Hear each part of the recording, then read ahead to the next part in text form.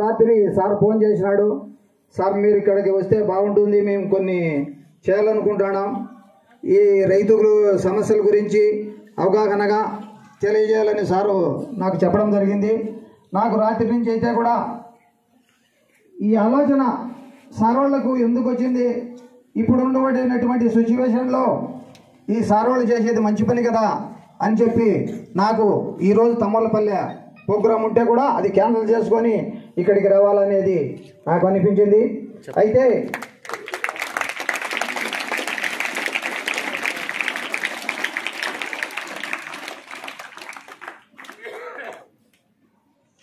బాబు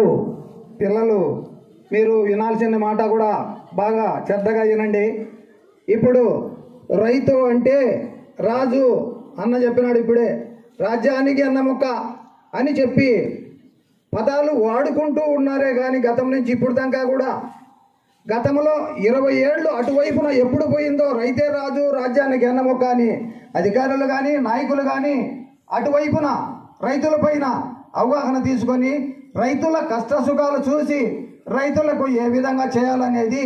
అప్పుడు నేను కానీ 20 ఏళ్ళు ఇటువైపు నుంచి ఈ పేపర్లకు కానీ టీవీలకు కానీ